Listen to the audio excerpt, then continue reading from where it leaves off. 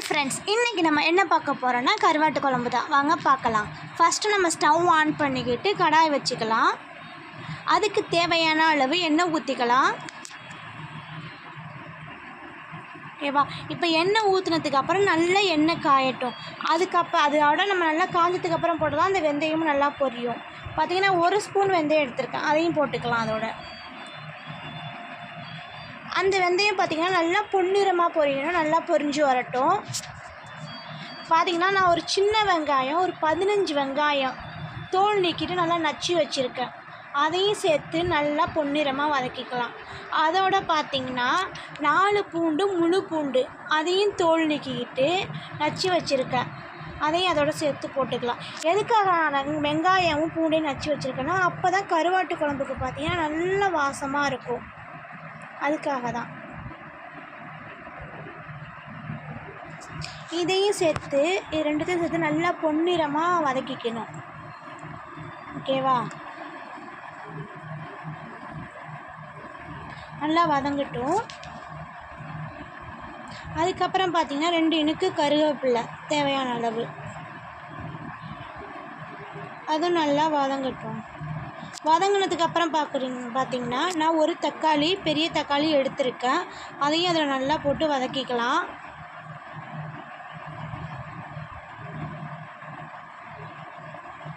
அதுவும் நல்லா வதங்கினதுக்கப்புறம் பார்த்திங்கன்னா புளி நான் பார்த்திங்கன்னா தனியாக கரைச்சி வச்சுருக்கேன். அந்த புளியுமே அதில் சேர்த்து நல்லா இப்போ பார்த்திங்கன்னா நல்லா வதங்கிடுச்சு. அந்த புளி தண்ணியும் சேர்த்து அதில் ஊற்றிக்கலாம். இப்போது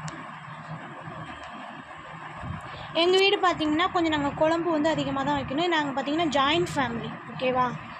இது பார்த்திங்கன்னா ஒரு 10 பேர் சாப்பிட்ற அளவுக்கு நாங்கள் கருவாட்டு குழம்பு வச்சுருக்கேன்.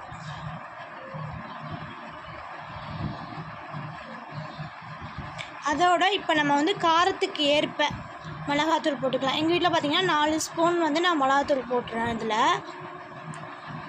காரமாக இருக்கும்.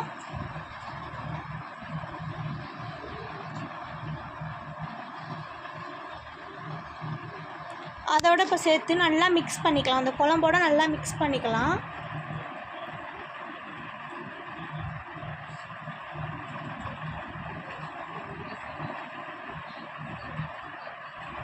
நல்லா மிக்ஸ் பண்ணி விடுங்க. ஒரு மிளகாத்தூள் பார்த்திங்கன்னா அப்படியே ஒரு மாதிரியா இதாகி இருக்கும். அதை நல்லா கலந்து விடணும்.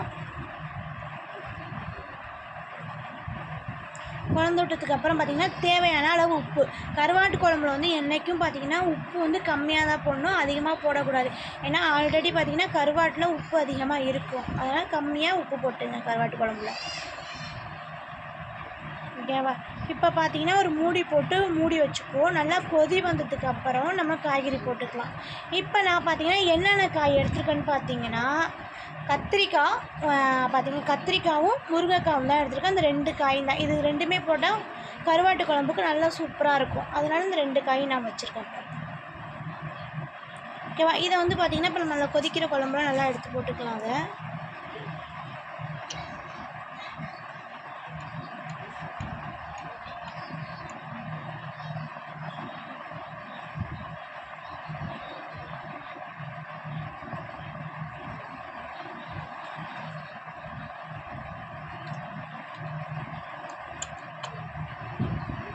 பார்த்திங்கன்னா ஒரு மூடி போட்டு நம்ம மூடி வச்சுக்குவோம். அப்போ தான் கொஞ்சம் காய் சீக்கிரம் வேகும். இப்போ பார்ப்போம் காய் எப்படி வெந்திருக்குன்னு. காய் பார்த்திங்கன்னா ஓரளவு வெந்திருக்கு, பாதி அளவு வெந்துருச்சு. இன்னும் கொஞ்சம் நேரம் வேகட்டும். காய் இன்னும் கொஞ்சம் நல்லா வேக விடுவோம்.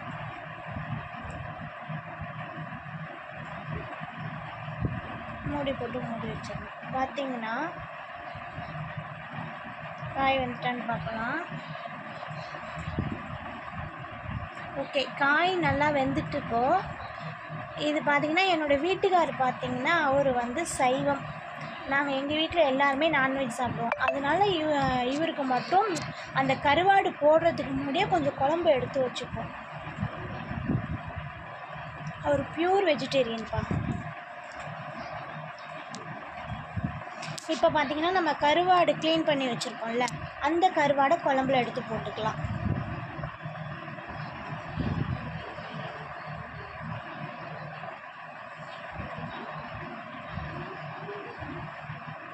கருவாடு போட்டோன்னே நான் எப்பொழுதுமே ஒரு முட்டை உடச்சி ஊற்றி அதோட வைப்பேன். அப்படி வச்சோம்னா இன்னும் சூப்பராக இருக்கும் கருவாட்டு குழம்பு. அது மாதிரி நீங்கள் ட்ரை பண்ணி பார்த்துட்டு எனக்கு கமெண்ட் பண்ணுங்கள், ஓகேவா? இப்போ பார்த்தீங்கன்னா நம்ம சிம்மில் வச்சிடலாம். இப்போ லைட்டாக கொதி வரும்போது இந்த முட்டையை உடச்சி அதோட ஊற்றிக்கலாம். நல்லா ஒரு கலக்கி விட்டுக்குவோம் அதோட கரண்டியை வச்சு நல்லா குழம்புல. அப்போ தான் எல்லாத்தோடையும் நல்லா மிக்ஸ் ஆகும்.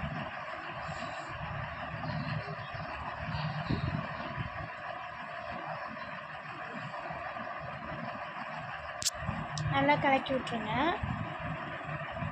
குழம்பு ஃபுல்லாக இப்போ தான் பரவி வரும். இப்போ ஒரு மூடியை போட்டு மூடி வச்சுப்போம். பார்க்கலாம் கருவாடு எல்லாமே வெந்துருச்சு, நல்லா கொதி வந்துச்சு. இதோட நம்ம ஸ்டவ் ஆஃப் பண்ணிக்கலாம், ஓகேவா? சரி, சிம்பிளாக தான் நம்ம கருவாட்டு குழம்பு வைக்கிறோம். நீங்கள் முட்டையை ஊற்றி உடச்சி வச்சு பாருங்கள், செம்ம டேஸ்ட்டாக இருக்கும். சொல்லவே வேண்டாம், அதுக்கு வார்த்தையே இல்லை.